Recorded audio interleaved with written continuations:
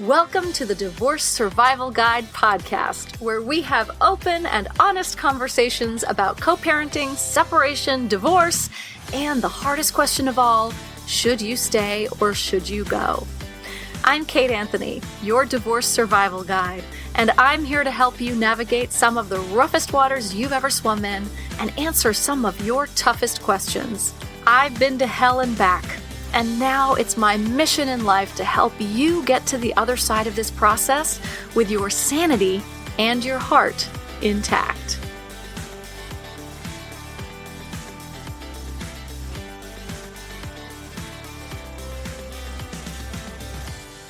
Hey everyone, thanks for joining me today. I have a fabulous guest with me today, Gabrielle Hartley. Gabrielle is the author of the book Better Apart, The Radically Positive Way to Separate. And I'm really excited about this episode because Gabrielle has basically written a complete Bible on how to get through your divorce in the most positive and, as she puts it, elegant way possible. And I just love that word, elegant. Can you imagine your divorce being described as elegant?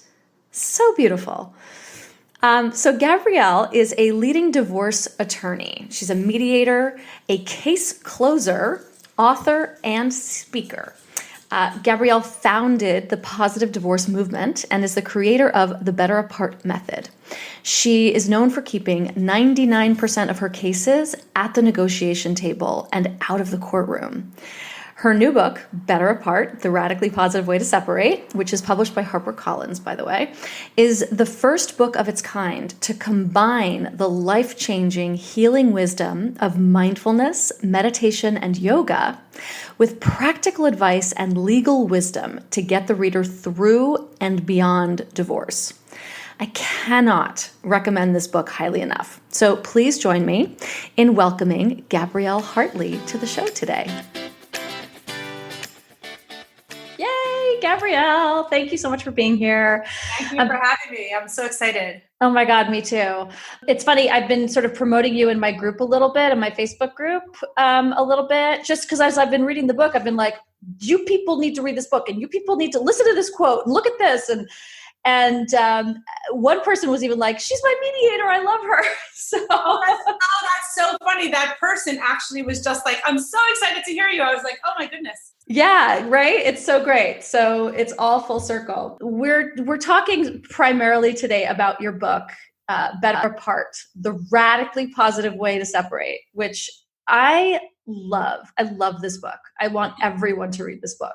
I was thinking as I was reading it, I was like, well, I don't need to write my book. Forget it. Gabrielle's written the book. I don't need to write it. Well, the thing is, people have to read it. It did take a very long time. I had a lot of different things I wanted to say. And I sort of started by writing articles that I didn't publish anywhere. I was just like, it was all a lot of process. I kept saying, I know I have to just get this to as many people in as impactful a way as I can to really help spark change. And that's how I sort of view the positive divorce movement as the spark to ignite the change. And then it's going to take hundreds, if not thousands, if not millions of other attorneys, life coaches, divorce coaches, people to all believe that we can be better apart, that we don't have to feel the stigma, that we don't have to feel the shame. And that while the decision of whether to stay or go is never an easy one, it can actually be the launch pad. So anyway, I'm sorry, I cut you off. Yes, no, that's perfect. That's what we're doing here. We're having a conversation about this. So speaking of sparking, the New York Post compared Better Apart, your book, to Marie Kondo's Tidying Up, which I think is hilarious. And you even mention the Marie Kondo in the book. So can divorce really spark joy? Let's talk about that. I've had my share of unpleasant breakups, and I grew up in a household where I changed houses every day for my entire childhood. So obviously, like, sparking joy, at least at the outset, may be a bit of a leap for many, if not most. However, I do think that it can be the launch pad to something better. Yes. And can spark joy, meaning like a better life as you go through your life and make other positive decisions. when I was referring to Marie Kondo, when I was writing the book, I was thinking more in terms of how Marie Kondo says, clean your closets, clean your mind, get a fresh view, which I thought was brilliant because I'm super messy. And I really loved the discipline of how she said to clean it. But I'm actually very clear in my thinking organizationally, even though around me, my space is not so clean all the time, or neat, I should say. So I view the Better Apart method as a very clear protocol on how to extricate your needs, your desires, and I clarify, separate your needs and desires, and to release the emotional part of your brain so that your thinking brain can be engaged and you can start to make choices that are going to bring joy, spark joy for you and for your family. So speaking of the emotion, sort of clearing that emotional clutter, I actually want to, I'm going to read a section from the, I guess it's the introduction. It's called The Invitation and Welcome, which I actually love more than introduction because I love it. It's an invitation, right? And in it you say, by dissipating negative emotions and consciously cultivating patience, respect, clarity, peace, and forgiveness, which are your principles, which we'll get into, you'll more easily regulate your responses to legal proceedings, custody disputes, and other common triggers.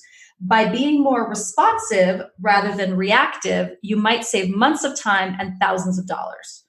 And then you say you also might move more clearly forward on your path to fulfillment and freedom.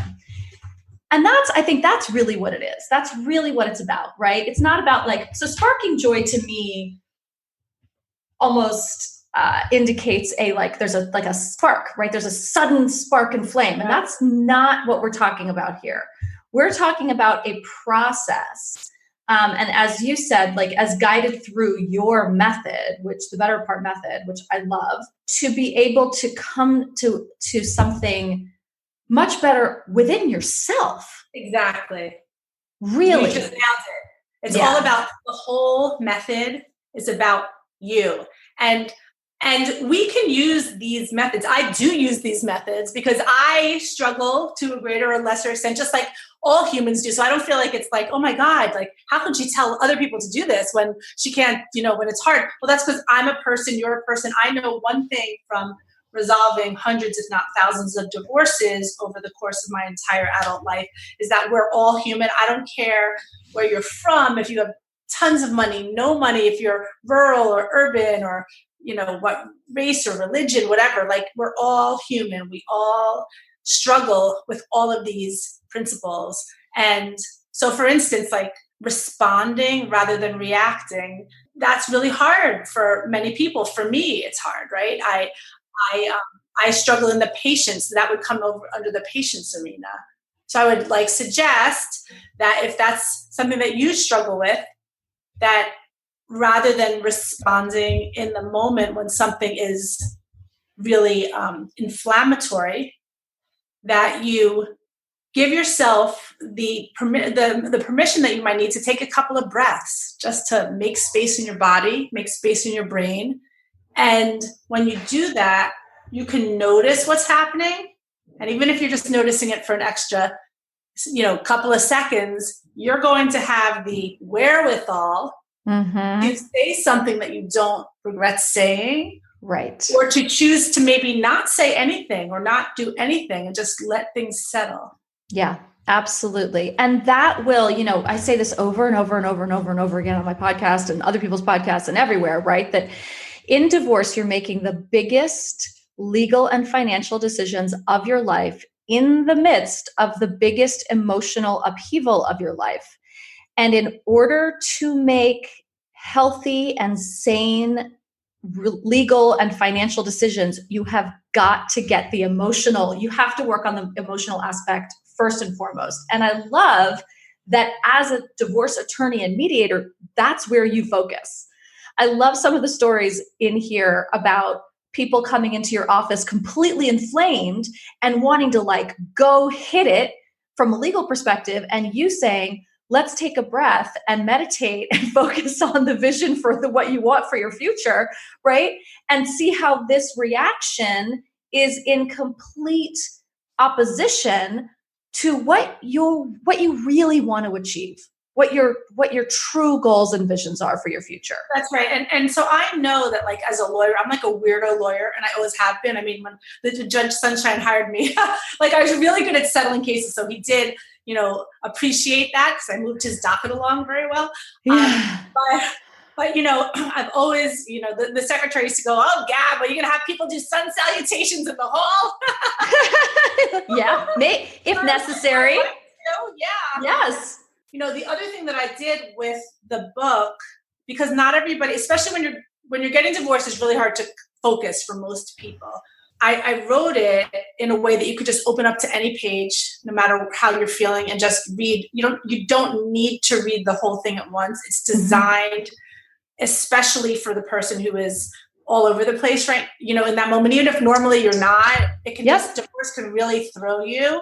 But I also created an online masterclass, because not everybody feels like reading, honestly, when you're upset. It can be hard to just like be quietly with yourself. And so I created it's an interactive masterclass that's 12 modules that you can do it all in one day. It's suggested you do 2 a week. And then there's little practices that you can choose to engage in or not that will reinforce the different habits. Yeah, that's so great. Yeah. So ideally, if you're going through a divorce, you'd do the master class. You'd have the book by your side to use as as references to go deeper. And you can do that in conjunction with your lawyer, your therapist, whatever. It's just a tool. And then, the hope and desire for me, and the vision was that we're going to create this conversation where the younger lawyers, it's not going to be so weird to have that conversation with your clients. Yes. Yes. And this is what, you and I are so aligned on, is really the idea of just changing the way we do divorce all over the place. We are so aligned in our mission of changing how we do this. And I just love that. I love that you're such a weirdo attorney. I love it. Things that say, like, let your weird light shine bright so the other weirdos can find you. That's like the favorite. Yes, exactly. Light is shining. Woohoo. Woohoo. It's great. I think that, and I love, one of the things I love about the book is the way that it is organized. Like, it's clear that you have a way more organized brain than I do, for sure. My space is like all super organized, but my brain is a fucking clusterfuck. My space is like, woo. Like, oh my! Come home and say, like, I thought you were like straightening up or whatever today, and I'm like, I did, but like, it never like looks clean, right? Like, I don't have those. You just move the piles all over the place. Or I like go in one pile, so like all the surfaces are clean, but then there's like this big mass. Giant, right? That someday you'll actually go through and like organize. Yeah. My kids will one day. Right. Right. Exactly. Well, I want to read this quote because I also love this. That you say on page 6 of your book, which is the first chapter called Designing Your Elegance, which I just love because you talk about going through divorce, creating an elegant divorce, right? And I love that word. I'll sort of talk about we'll talk about amicable or collaborative, whatever, but the idea of it being elegant is just so gorgeous. In fact, that. The book was originally called Your Elegant Divorce, because I like elegance in the idea of internal and external alignment. That's why something that's simply cut, something simple is elegant. Right. Yes. I love it. I agree with the idea from a marketing perspective that the book is not called, because I think it takes, you have to go through a journey to embrace that a little bit. I don't know, but whatever. So you say in this chapter, when two parents choose to create a refined, respectful environment as they divorce, the children are more likely to retain a positive internal narrative about the possibilities of long-term relationships. Even if this is not possible in your circumstance, know that if at least one parent remains committed to healthy, supportive interactions, the situation can be markedly better. Like, amen, sister. Mm-hmm. Amen, sister. And I love the idea. It's like, this is what you're modeling, right? You're modeling to your children, and both parents don't have to model it.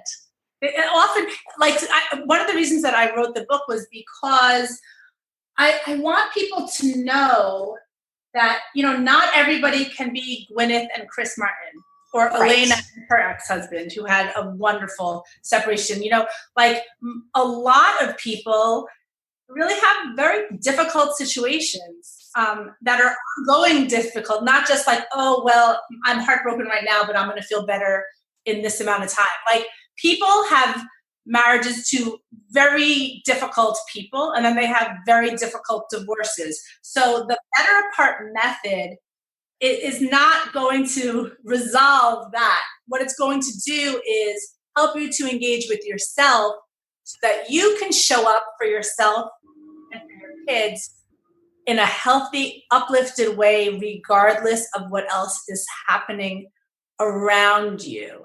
Yep. Absolutely. And it is fertile ground for that growth, right? I mean, it's literally, there is no better time or opportunity to get this work done. And, like you, when I work with clients on my Should I Stay or Should I Go programs, it's all about them. It's all about them. It's all about their own process, their own reactions, their own thoughts and feelings, what they've given up, right? It's very little to do with the other person. I mean, sure, there's definitely that comes into it, but it is most of the work we do is about. Well, it's also how we respond to that other person, right? I mean, right. Exactly. The relationships we have with other people are dictated partially by how we interact with those people. Mm-hmm. Obviously, that's not everything. You could be married to somebody who has, as I'm saying that, I'm thinking, well, what about an alcoholic or a chemical dependent or someone who's constantly cheating or someone who lies? I mean, there's, somebody. But even in those cases, right? So, I have clients who have active alcoholics for husbands, and they're still making choices every single day to stay in a situation, or they don't want to leave, right? They are still making choices, right? As a longtime member of Al-Anon, right? I can tell you that there is an entire program, 12-step program for friends and families of alcoholics for a reason. Because it's not about what they're doing. It's about how we are reacting to it and the choices that we make in the face of those things. Because people who don't have a shred of codependency in them would be faced with the same situation and be like, oh, bye, and would never sign on for that. So what is it in your history, in your makeup, in your psychology that has you attract to this and give all of your power away to someone who is behaving in ways that do not support a healthy relationship or household or family unit, right? So all I was just trying to suggest is that sometimes we can actually change the other person's responses to us by our changing our responses to them, which is similar. Yeah. But we have no power in changing someone who has a dependency, like whether or not if we remain in the relationship as a codependent. Absolutely. Absolutely. And we're not responsible for anyone's behavior or choices other than our own, period, end of story. We can't control it, and there's, we're not responsible for it. Right. Yeah. So let's go. I want to go through the principles of the Better Apart method. Awesome. So how many are there? Is it 5 or 6? There's 5. So the number 1 is patience. Yeah. So, first of all, as an overall blanket statement, yes, these different elements do not have to be tackled necessarily in this order. For me, this is the order that makes sense, because patience is the biggest one for me. That's the one I struggle with the most, right? But more people, the more feedback that I've had, both in the writing and then afterward, all the hundreds of letters I've gotten from people in their feedback about the book is, questions of what resonates most with you. It may be that you struggle with forgiveness. I don't struggle with forgiveness. I'm naturally extraordinarily compassionate, whereas other people are really patient, but they get angry and they cut people off. So just remember, that there are 5 elements, okay? And then, so whichever one speaks the most to you is where you should start, because that's probably where your deepest work means. It doesn't mean you have to get stuck there, but that's probably what you want to do a lot of work on. And then within each of the 5 elements, there are different exercises. Some of them are writing, they can be drawing, they may even be physical, to help you loosen things up in your mind and start shaking the way that you're doing things. Also, the entire process is predicated on the person's understanding that this is all about creating new habits, new pathways of thinking, and pathways and patterns of being. So in order to make something permanent, it needs to be a regular practice. Okay, so I'm going to right now tell you the 5 elements. I'm going to give you some little tools within each of the elements and invite you to engage with any of them, or if you want to take a deeper dive, go ahead and get yourself the masterclass, and you can put in a code BETTER30, so it'll be $30 off. It's not very expensive, it's like $197, whatever. Anyway, or get the book and you can go deeper. So hold on. So you gave us a discount code. Is that what you just did? I did. So thank you. Yeah. So BETTER30 for people, for listeners of the podcast, your discount code is BETTER30 for $30 off. That's very sweet. Thank you. Sure, no problem. Okay. All right, go on. So I just want to highlight that for a second. And by the way, where do you get it? Go to GabrielleHartley.com and just scroll down. There we go. Okay. Great. So all of this will be in the show notes, by the way. Okay. We're not going to leave you hanging. Right, exactly. Okay, so we start with patience. And as I mentioned before, patience is a big one. It's about learning to respond and not reacting. And it all starts with the noticing. So an easy tip, which I already gave you the one about breathing. You can do that anywhere, absolutely wherever you are. Let's just do a little breathing really briefly and just show you how to do it. Yeah, let's do it. So we don't want you to be making a big show of breathing if you're like at the mediation table and you feel like you're going to throw a glass of water across at your, soon to be. You don't want to do that. What we're going to do is we're just going to right now do a mini breathing session. So we're going to do 3 breath cycles, and we're not going to do a square breath. We're going to do like a triangular breath. So it's going to be breathing in for the count of 3. We're going to hold for 3 and out for 4. And that's it. We're going to do that 3 times. Okay. So we're going to do it, you and me, and you guys can do it with us. So here we go. I'm going to show fingers for you. So here we go. Okay. In. Okay. Hold. Out through your nose or pursed lips. 1, 2. And now in again. Hold. And out. And then in one more time. 3, hold. And out really slowly this time. So how do you feel right now? It's just so calming. I mean, it's right. So funny because it's so basic, right? But it is so there's it's so simple, right? And we forget to do it. And as someone who suffers from anxiety and like this is it, there's nothing quicker or better for calming the nervous system. There just isn't. That's right. And so I would call that it. Give yourself an internal timeout. And then after you've taken those breaths, count maybe to 5, and then decide, am I going to send this email now? Am I going to say anything? Am I going to let this pass? How are you going? Use that as the noticing point. Okay, so that's patience. The next element is respect. And the thing that's most important, it doesn't mean you're going to respect someone who mistreated you. It's all about you. Let's act respectful to our ex, to the judge, to the process, to the law, to the courthouse, to the therapist who's not taking your calls, to the teacher who isn't replying to your emails, to your kid who's favoring your ex. Let's just act respectful because we're going to get more flies with honey if for no other reason, right? Although I never like that expression because who wants flies? But anyway, so self-respect, one way to start cultivating self-respect is by ridding ourselves of the people and circumstances that are not serving us in a particular time. So, as my grandfather said, to shelve people. Don't throw them away, but put them on a shelf. So, not just people, but places. Maybe you go to a particular place and it makes you feel bad, or you see a particular person and it makes you feel anxious, or I don't know, jealous, or just something. Don't just stay away from them right now. Just stay out of their purview. And beyond that, start creating a list. It can be a journal. I personally I like writing, obviously. If you're not a writer, maybe you want to just speak about it or make pictures about it. Make a list in the morning when you wake up, and in the evening before you go to bed, of the people, the places, and circumstances that feed you, that make you feel good.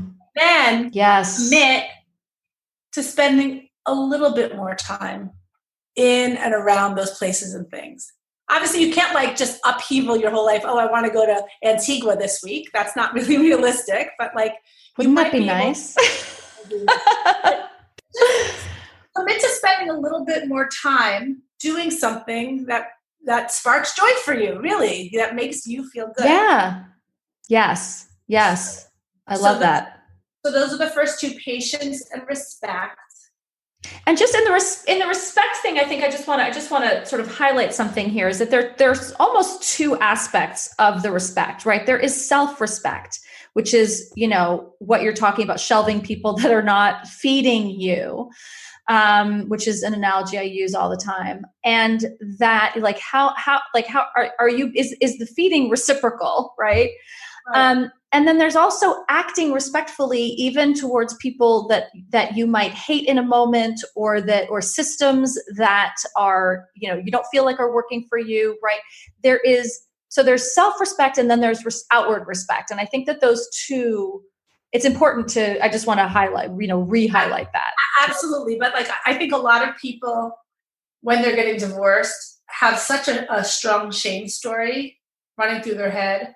I just want to really give permission, and almost go so far as to say instructions, to let that SH go. SH, not just shame, but the SH. Shit, you can say it. You can say it. We're functional. Okay, yeah. I mean, you do. You need to let it go. Let the shame go. Let the shit go, and start rebuilding your self-worth. Yes. So the third element is peace. And I love that one, because, get a room full of lawyers. I do self-care for lawyers and mediators who are experiencing vicarious post-traumatic stress syndrome. And I get a room full of lawyers and I say, peace, and they're like, what? You see a whole room of eyes rolling. Eyeballs roll, right, exactly. Right. And so what I say is, I'm not talking about fluffy clouds or rainbows and unicorns. What I'm talking about here is noticing the neutral. Yeah, this might be my favorite, because I talk about neutrality a lot in my work as well. And I love that you've actually linked it to peace, because I hadn't really thought of, I had, right? But just that obvious link, right? I talk about coming to a place of neutral, where things are not, it's not ruffling you. It's not like you process through it, and I just love this part. Go on, keep going. It's the noticing the meh, right? I know the word meh is fashion, whatever, because it's like what's hot and what's not. I guess meh is now not, but anyway, I like meh. I'm sticking with it. So whatever, we're old, it's fine. Exactly. Right? So we're weirdos. So there you have it. So right, exactly. We're old weirdos sticking with meh. So noticing the neutral is about recognizing what's good enough and using that as your launch pad. It's so simple, right? It's like, okay, so I'm recognizing that you're on time with the kids. Now, maybe you might be saying to yourself, well, why should I have to recognize that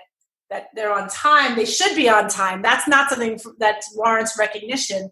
But I'm going to invite you to recognize it, actually even verbally recognize it, because the way we as human beings are, we need to hear like 5 to 12 positives for every one negative that we can actually hear.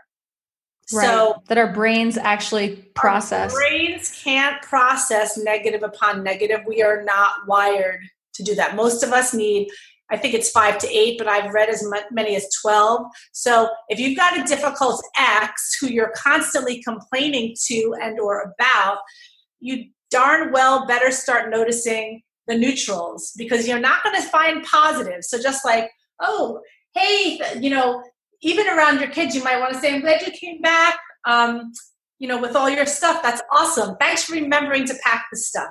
Simple things that are just giveaways.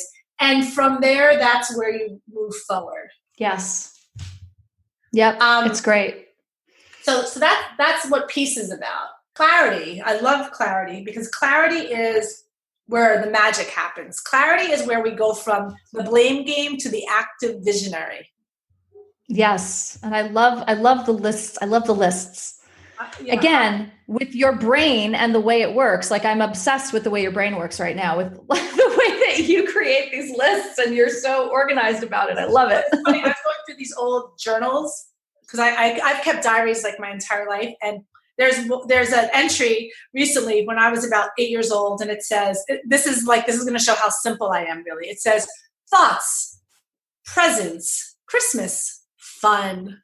That's it. That's it. Those are your thoughts. Yeah. And then there's things like things I like, things I hate, and it's really clarifying. You start to know your own mind. And when you know your own mind, you can accomplish absolutely anything.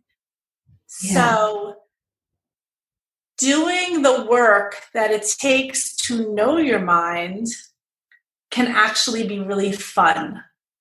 Yeah. And stepping away from the blaming can also spark joy, because you cannot do anything about the person who is causing you all this harm. So now who's causing you harm? You're causing your own harm. That other person is just being themselves, which is really annoying, right?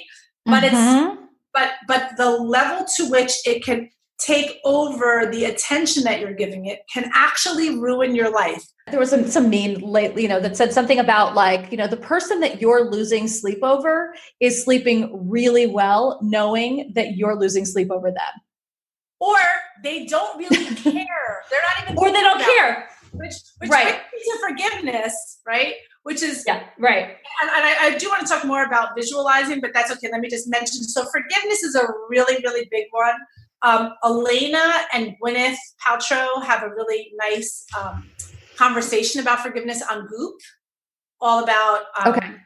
So if anybody wants to really hear a lot about forgiveness and they want to hear, a deep dive into it, they can listen to Elena and Gwyneth. What I'll say about it very simply is forgiving yourself and all of your humanness. Again, the reason I say your humanness is because it's not about forgiving your mistakes, because guess what? It's that's a thing. We all make mistakes.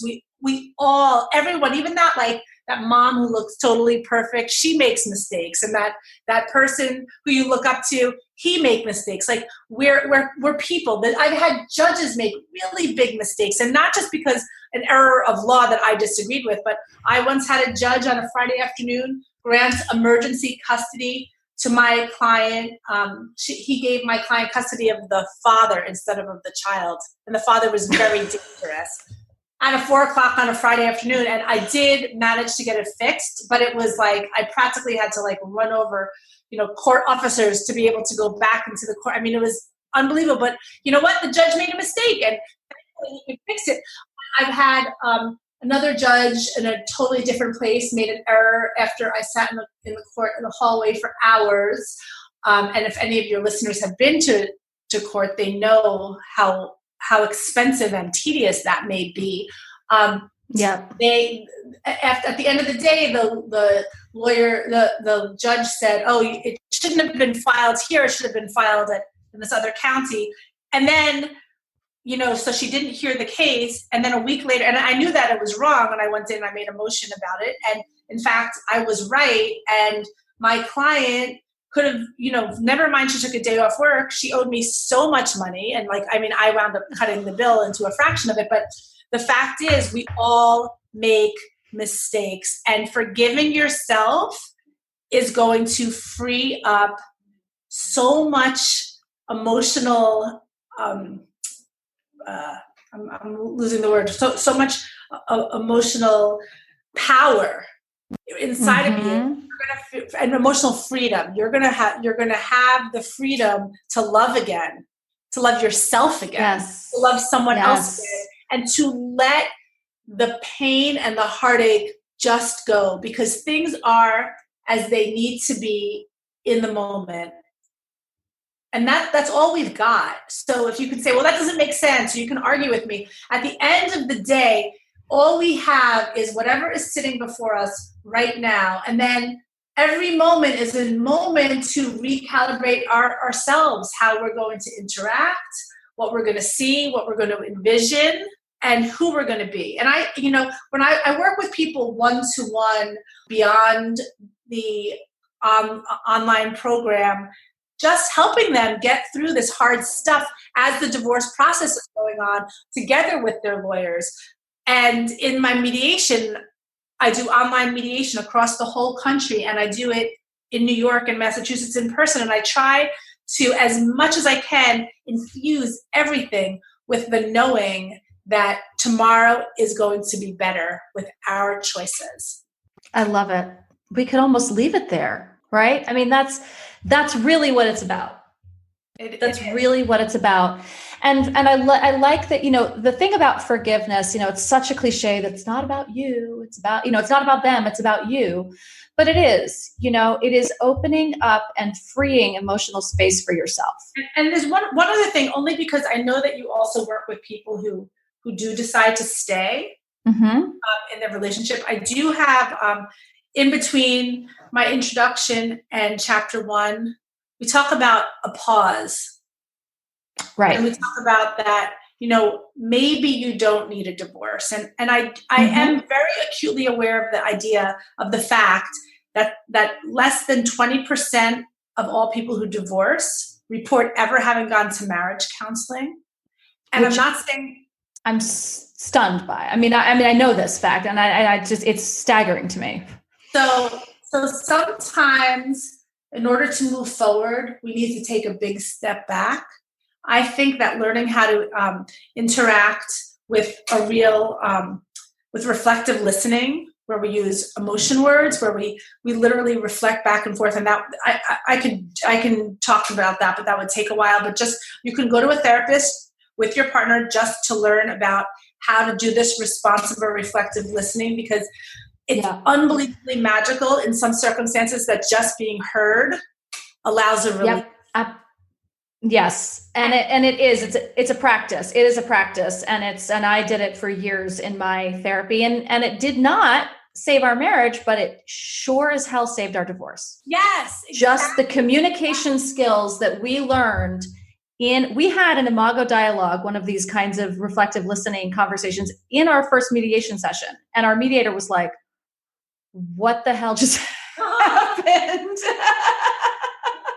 Yeah, that's real, and it's amazing, really, because it will give you a better divorce if you can do it. You just nailed it. And the other thing is about noticing where you're complicit in your dynamic. So, I would say, in my own marriage, right? I spent the first 8 or 10 years kind of pissed that my husband was traveling all the time, and he'd come home and he'd go, fishing and hunting and run marathons. And I was there with the 3 kids doing, I felt like absolutely everything. And I had my law practice and I had my mediation practice. And then one day I was like, when am I writing my book? I just started, and I've just figured, well, things are going to readjust as they need to. And that's such good advice, I think, to before you just blame, notice what small changes you might make in how you're interacting. Where are you giving away power that you may not need to give away? Yeah, absolutely. And carrying the resentments and never talking about it or making the changes, right? And again, the thing, divorce will be better if you Exactly. And the thing that I always recommend is that when you're going to make a change like that, you communicate it, right? We often don't communicate it, but just to have the conversation saying, hey, you know what, I'm noticing this dynamic and I want to be responsible for changing it because I know that I'm not blaming you. I'm stepping into this too. So here's how I'm going to start to do things differently to take care of myself so that I know that I am actually meeting my own goals and bringing my most fulfilled self to this marriage. So I'm going to start writing every morning from 5 to 7. Do you think that you can, help assist me in this by getting the kids ready for school? Right? Like communication, right? So I don't kill you, right? Right. Basically, communication is really, really hard for most people. So if you can work on it while you're still married, great. If your marriage doesn't work out, that's also maybe great. It's just all about moving forward mindfully and making decisions that you feel firmly rooted in, not from a place of anger, but from a place of peaceful groundedness. I love it. Gabrielle, do you have any final words of wisdom? I mean, you've dropped so many. Is there anything else? She's looking at me like she wants to kill me. She's like, are you serious? I'm just going to say, take it slowly. Be kind to yourself. You're going to be okay. It does not have to be a war. It should not be a war. Think of it as like jujitsu or yoga or some sort of practice where you truly lean in and you approach all things with as much love as you possibly can, because it really will get you through. And it doesn't mean that you're weak if you're kind. And if you're kind, it also doesn't mean you give everything away. You can also be strong. Yes. Amen. Gabrielle, where can people find you? Oh, absolutely. GabrielleHartley.com. And again, it's all in the show notes. So, all right, Gabrielle, thank you so much. Gabrielle's book, again, is Better Apart, A Radically Positive Way to Separate. And it's brilliant. And I want you all to read it. And Gabrielle, thank you so much for coming on and sharing your wisdom with us. Thanks for tuning in to another episode of the Divorce Survival Guide podcast. If you like what you hear, head on over to Apple Podcasts or wherever you listen in and leave me a review. And don't forget to follow me on Instagram at the Divorce Survival Guide. I'll see you next time. And until then, remember, you, my love, deserve to be happy.